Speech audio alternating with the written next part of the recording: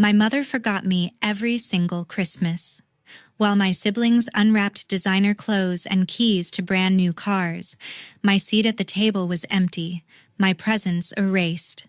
For a decade, I was the invisible daughter, discarded the moment my father passed away. But everything changed the year I bought the Blackwood Manor. Suddenly, I wasn't so invisible anymore. As I stand here in the grand hallway, the heavy oak doors are being splintered open from the outside. They brought a locksmith and a fake lease, completely unaware that I am standing in the shadows, waiting for them. Before we dive into how I turned their ultimate greed into their absolute downfall, follow my story until the end and comment the city you're watching from, so I can see how far my story has reached. Trust me, you don't want to miss what happens when the flashlights hit their faces. My name is Sophia Bennett, and I am 27 years old. Looking at me today, you would see a successful, independent software developer who owns her own time and her own life. But if you went back just a few years, you would find a girl who was entirely invisible. The turning point in my life came when my father passed away. He was the anchor of our family, the only one who truly saw me. The moment he was gone, my mother, Eleanor, and my two older siblings made it abundantly clear where I stood in their hierarchy. Nowhere. They quickly seized his inheritance, dividing his hard-earned assets among themselves while completely freezing me out. My siblings, who refused to work and preferred living lavishly on money they didn't earn, became my mother's absolute favorites. I was left to fend for myself, working minimum wage jobs just to pay for my college tuition and rent. But the cruelest part wasn't the money, it was the psychological erasure. Every single Christmas, my mother forgot me. My seat at the family holiday table remained completely empty. I would sit alone in my cramped, freezing apartment, watching their social media posts as my siblings unwrapped designer clothes, expensive jewelry, and keys to brand new cars, all gifted by a mother who pretended I didn't exist. Instead of letting the bitterness consume me, I channeled that pain into fuel. I spent my 20s in absolute silence, pulling brutal all-nighters, coding until my eyes bled, and building a high-retention tech platform from scratch. They thought I was drowning, but I was quietly building an empire. My family knew absolutely nothing about my rising financial success until the day I decided to buy a home of my own. I didn't just buy any house, I bought Blackwood Manor. It was a historic, breathtaking estate tucked away behind wrought iron gates, surrounded by centuries-old oak trees and rolling lawns. With its grand stone facade, multiple fireplaces, and soaring vaulted ceilings, it was a masterpiece of classic architecture. Walking through those heavy front doors for the very first time as the sole owner was a feeling I can't fully put into words. It was the ultimate emotional victory. I had gone from a cramped, freezing apartment where I couldn't even afford proper heating to owning a massive, secure estate that felt like a fortress. For years, I had been denied a simple place at a holiday table, and now I owned an entire castle. But I didn't buy it to show off. I bought it because I wanted a sanctuary, a place where the ghosts of my family's rejection could finally be left behind. I kept my life entirely private, but a real estate transaction of that magnitude in a tight-knit community doesn't stay hidden forever. The news of the massive property purchase leaked into local high-end registry listings, and it didn't take long for the gossip to travel. My debt-ridden family, who had spent the last several years recklessly burning through my father's inheritance on bad investments and a lavish lifestyle they couldn't sustain, suddenly caught wind of it. They discovered that the poor, struggling sister they had discarded like trash was actually the anonymous tech millionaire who had just purchased the town's most prestigious luxury estate. The moment they connected the dots, their financial desperation kicked into high gear, and the gears of greed began to turn. The radio silence of nearly a decade was shattered by a single phone call. It was my mother, Eleanor. The moment I answered, her voice came dripping with synthetic love and false warmth, as if she hadn't spent the last several years completely pretending I didn't exist.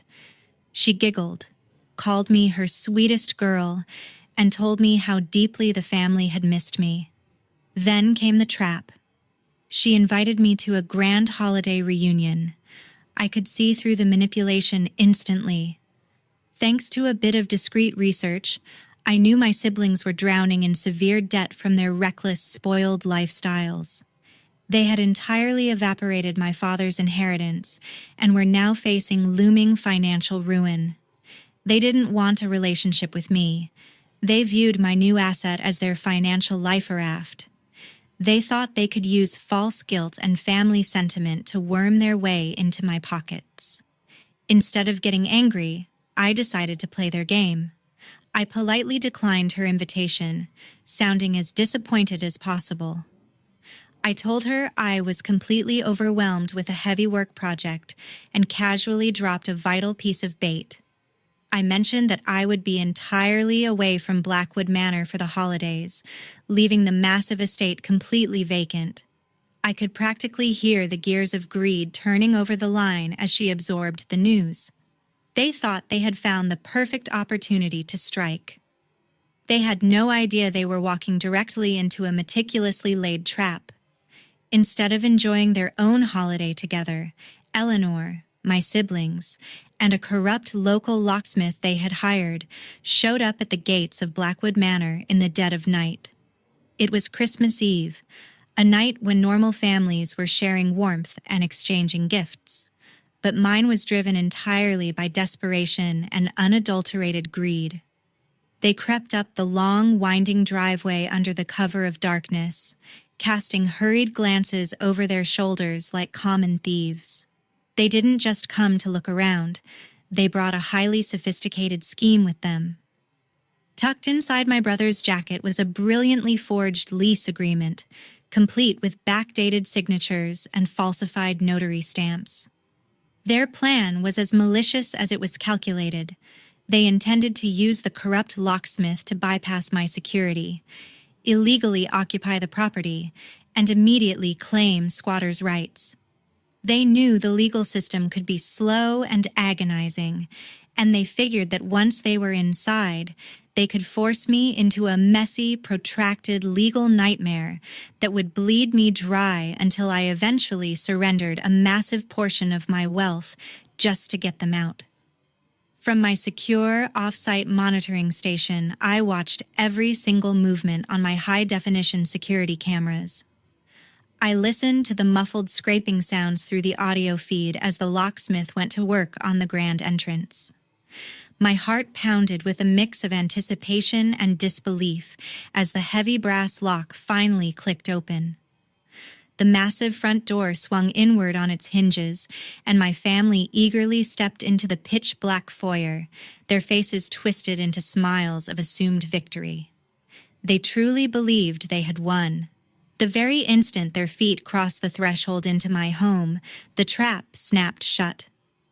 The pitch-black darkness they were relying on vanished in a heartbeat as blinding, high-intensity security lights flooded the entire foyer.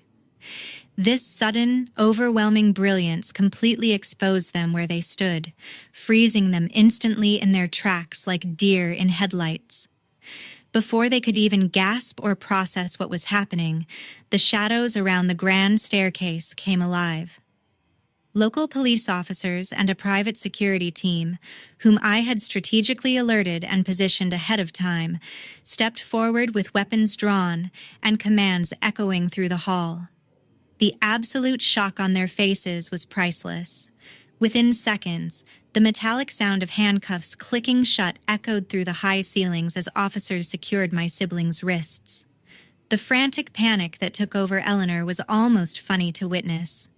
She began wildly waving the fake lease agreement in the air, her voice screeching in terror as she tried to spin a lie about having legal permission to be there. She looked around frantically, screaming my name into the bright, empty spaces of the house, her arrogance completely evaporating into pure fear. They had walked into the manor expecting to steal a defenseless girl's life, completely unaware that the law was already waiting for them behind the door. My brother wept bitter tears as the absolute reality of his criminal arrest set in, while my sister desperately tried to pull away from the strong officer gripping her arm.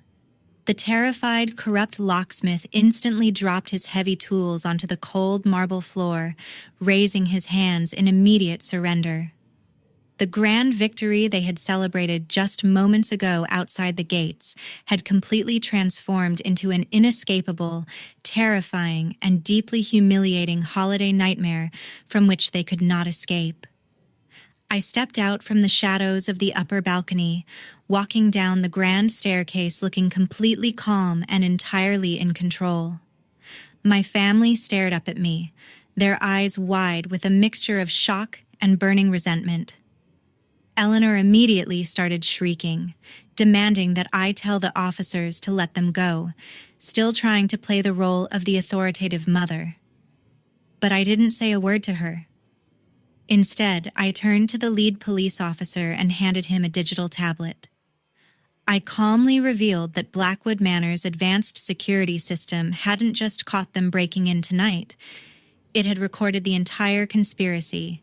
The system had captured high-definition footage of them arriving, the locksmith's immediate confession to the officers, and crystal-clear audio of my siblings discussing how they had forged my signature.